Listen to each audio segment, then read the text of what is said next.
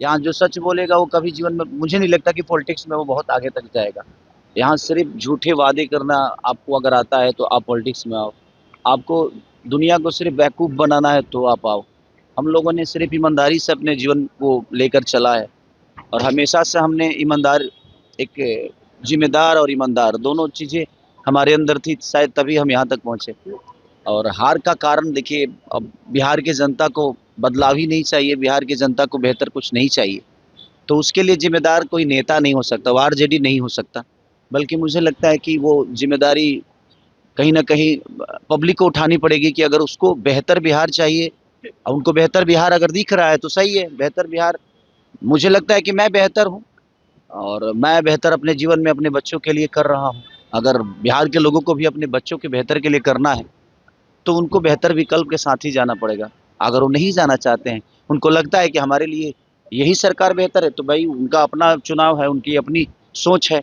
उसके लिए ना हम दोषी हैं और ना कोई सरकार दोषी है। तो बिहार के लोगों को सोचना पड़ेगा जो उनके जीवन में उनके बच्चों के भविष्य के लिए कौन बेहतर सोच सकता है। लैंड जाओ मामले में लालू प्रसाद यादव के परिवार को आरोपित तय किया है। तेज प्रताप ने कहा है कि हम लड़ेंगे। बिल्कुल लड़ना चाहिए। मुझे लगता है ना कि जिस उम्र से वो गुजर रहे हैं, उस उम्र में ऐसी चीज़ें उनके साथ नहीं होनी चाहिए। और जहाँ तक बात है कि उन्होंने बिहार को क्या दिया है, तो आप जाकर गाँव में पूछिए कि लालू प्रसाद यादव जी ने बिहार को दिया क्या है। जो अधिकार हमें बोलने के लिए, खटिया पे बैठने के लिए, हमें अपनी आवाज़ बुलंद करके कुछ कहने के लिए जो उन्होंने दिया है आवाज़, जो छोटे वर्ग के लोग थे उनको जो आवाज़ उन्होंने दी है, मुझे नहीं लगता कि अगर वैसा नेता हमारे बीच में नहीं होता तो शायद हम आज भी किसी न किसी दबाव में जी रहे होते। पर खेसारी जी जो आरोप लगे हैं तो क्या उसे आप बेबुनियाद मान रहे हैं? सच पूछिए ना तो आरोप लगाना ना, अगर आपके पास पावर है ना भैया, तो आप कभी भी किसी पे आरोप लगा सकते हो। कितना आदमी चीज़ों को, हर चीज़ वैध भी अवैध हो जाता है जब आपके पास सरकार नहीं होती है, तो आपकी चीज़ है। मुख्यमंत्री नीतीश कुमार जी को लेकर के भारत रत्न देने की मांग उठी है। बिल्कुल, बिल्कुल। बिल्कुल मिलना चाहिए भाई, अगर उनके पार्टी ने उठाया है, पब्लिक ने नहीं उठाया है, तो उनकी अपनी पार्टी है, वो तो उठाएँगे ही कि उनको ये सम्मान मिले, वो सम्मान। और भगवान करे, मैं भी चाहता हूँ कि भाई हमारे अपने जो हैं, नीतीश चाचा हम सबके गार्जियन हैं। हमें गर्व की बात होगी कि अगर उनको भारत रत्न मिलता है तो, और अच्छी बात है।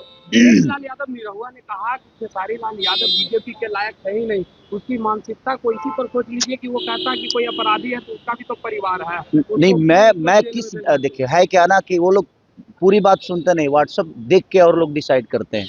मैं बीजेपी के लायक हूँ नहीं कि हूँ, ये वो डिसाइड नहीं कर सकते। और उनको पता भी नहीं होगा कि कितने ऑफर खेसारी लाल यादव को बीजेपी से आया होगा, और उनसे पूछ के, क्योंकि पार्टी के ऐसा तो नहीं कि वो अध्यक्ष हैं, उनसे पूछ के तो कुछ होता नहीं है, बट कहीं ना कहीं, अरे नहीं भाई यार, नहीं नहीं, मैं कोई ज्वाइन करना नहीं चाहता यार। मैं क्या बोला कि सच बोलने वाले कभी भी सफल नहीं हो सकते नेता नगरी में। जो झूठ बोलता है, जिनको झूठे वादे करनी है, जो झूठे वादों के साथ जीवन को चलाना चाहते हैं, वो मुझे लगता है कि राजनीति के लिए सही। देखिए कल पता नहीं यार, मैं निरहुआ ने कहा था कि चुनाव हारने के बाद तो कहीं ना कहीं अरे भाई, मैं सच, अब तो क्या मैं छपरा में रहूं, मेरा काम छपरा में है। इन लोगों ने फिल्म सिटी बना रखी है क्या बिहार में? मेरा काम तो बम्बई में है ना भाई। तो मैं मुंबई जाऊंगा तभी तो दो रोटी कमा पाऊंगा।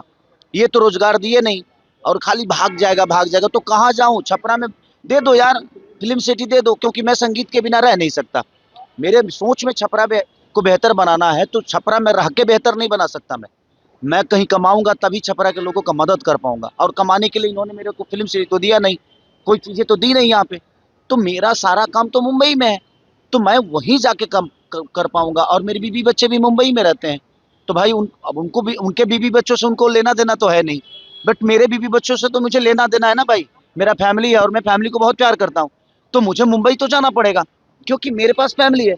और जिसके पास फैमिली है तो फैमिली के पास जाएगा ना वो। आप महिलाओं का हमेशा सम्मान करते रहे हैं, लेकिन पवन सिंह जो है भाई ये उनका जीने का तरीका है। अब देखिए, वो महिलाओं का सम्मान करते हैं? आप बताओ, आप बताओ, करते हैं वो? नहीं करते ना। उसके बावजूद भी बीजेपी उनको सिक्योरिटी देकर बैठा है ना। तो ये उनका विषय है भाई, वो उनकी जिंदगी है, उनकी पार्टी है, उसमें मेरा कोई लेना देना नहीं है। वो भाई अपने हिसाब से जीते हैं, उनका अपना जीने का तरीका है। मैं अपने हिसाब से जीता हूँ, मुझे पता है जे कौन क्या है।